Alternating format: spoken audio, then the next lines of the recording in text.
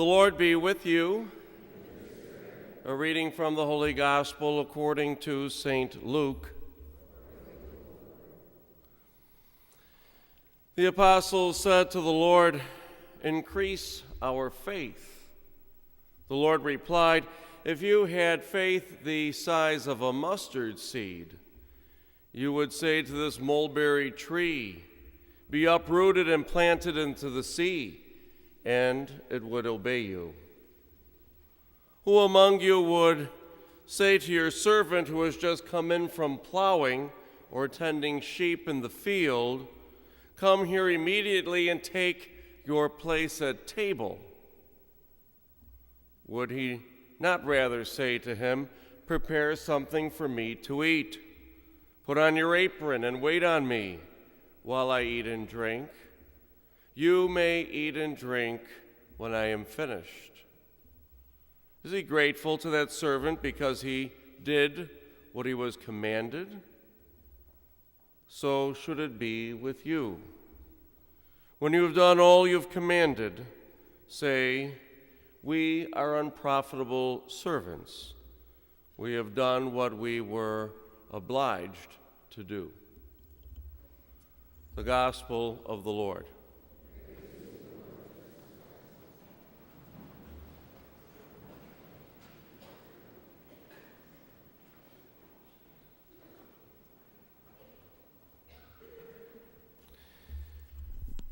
I would think that we probably have all been in a moment, or minimally would agree, that some words are very difficult to define in a sentence or two.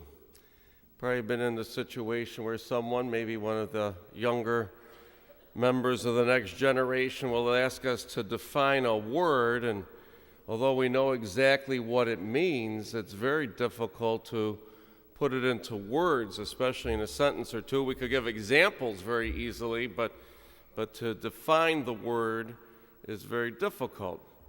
A word like love. Many examples could be given, but to precisely define that in a sentence or two is very difficult. The word hope, another word that would be very difficult to define just in a sentence or two. We can give many examples of situations where hope is required. And the list could go on, and really today in both the first reading and the gospel, we're given one of those words. It's a word that we use all the time. It's a word that's rather difficult maybe to define in a sentence or two, and that's the word faith. We hear about faith today, very specific. And what is faith? It's a good question. What is faith? Well, in a sentence, faith is the true acknowledgement of one's helplessness. Faith is the acknowledgement of one's helplessness. To add a second sentence, faith is the acknowledgement of one's helplessness, and faith is the belief that one owns nothing, but everything that we have comes from God. We own nothing, but everything we have comes from God. Beautiful definition of faith. St. Paul, in chapter 11 of Hebrews, the first verse, gives a one-sentence definition of faith. St. Paul defines faith as this: faith is the assurance of things hoped for and the conviction of things not seen.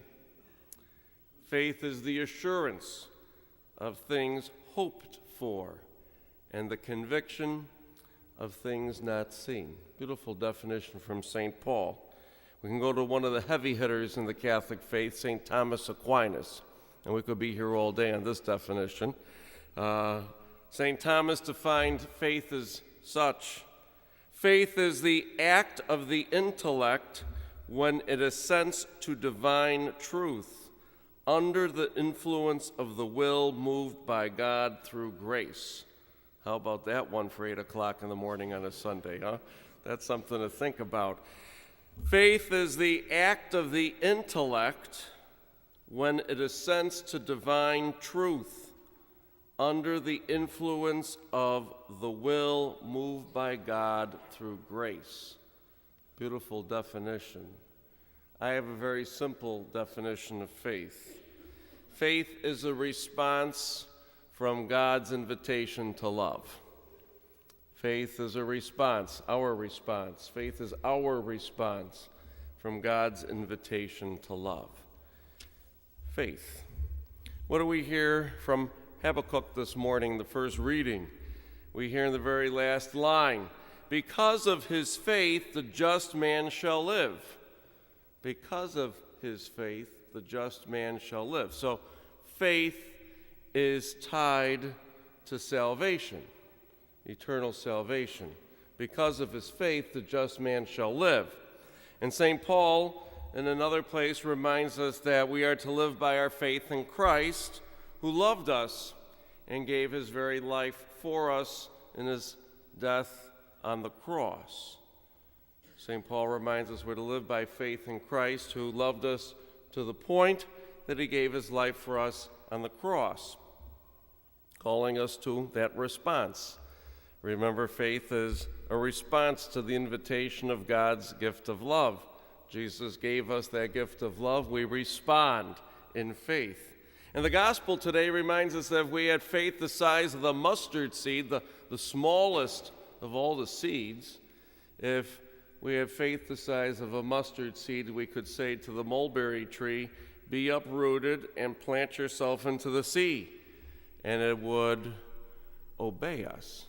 Faith has a tremendous power when it's believed and lived. Faith has that great power. Well, what challenges us in faith? What challenges us to live the life of faith? Hardship. Hardship challenges us to live the life of faith. And if you listen to Habakkuk this morning, he's not having a good morning, you know. He lists an awful lot of injustices and an awful lot of hardships.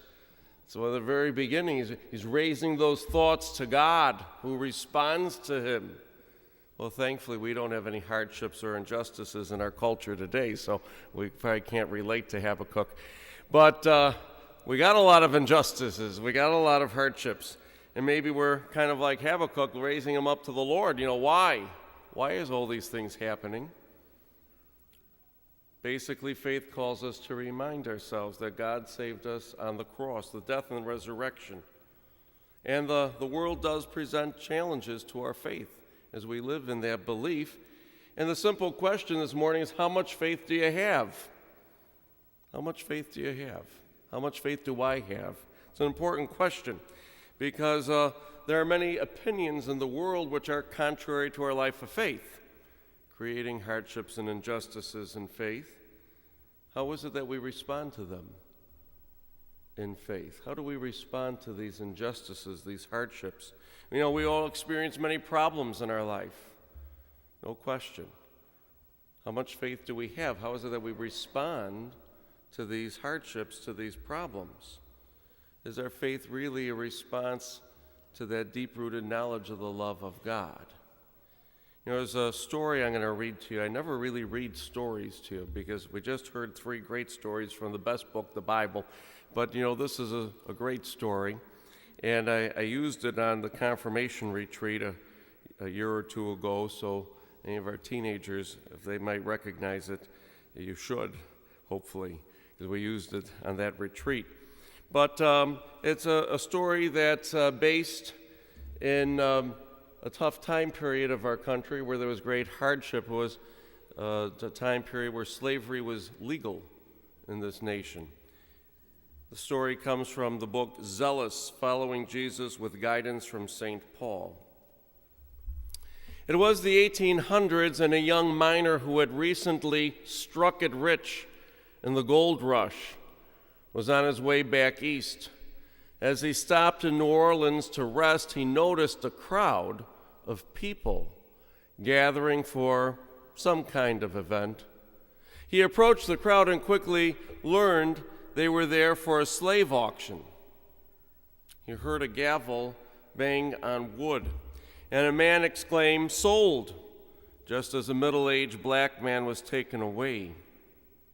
Next, a beautiful young black girl was pushed onto the platform and made to walk around so everyone could see her. The miner heard vile jokes and comments that spoke of evil intentions from those around him. The bidding began. Within a minute, because of her beauty, the bids surpassed what most slave owners would pay for a black girl. Finally, one man bid a price that was beyond the reach of any other, and the girl looked down. The auctioneer called out, "Going once, going twice." Just before the final call, the miner yelled out a price that was exactly twice the previous bid, an amount that exceeded the worth of any man. The crowd laughed. The miner opened up the bag of gold he had brought for the trip. The auctioneer shook his head in disbelief and waved the girl over to him. The girl walked down the steps of the platform until she was eye to eye with the miner. She spat in his face through clenched teeth and said, "I hate you."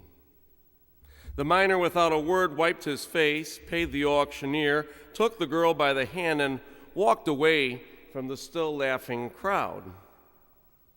Stretching out his hand, he said to the girl, "Here are your manumission papers." The girl looked at the papers, then looked at him, and looked at the papers once again. She said, "You just bought me, and now you are setting me free?" The miner said, "That is why I bought you. I bought you to set you free." The beautiful young girl fell to her knees in front of the miner, tears streaming down her face. "You bought me to set me free. You bought me to set me free," she said over and over. The miner said nothing. Clutching his muddy boots, the girl looked up at the miner and said, "All I want to do is to serve you, because you bought me to set me free." Is that not what Jesus did for us on the cross? Bought us with the price of his suffering and blood to set us free. Faith is a response to the action of love of God. That's what faith is.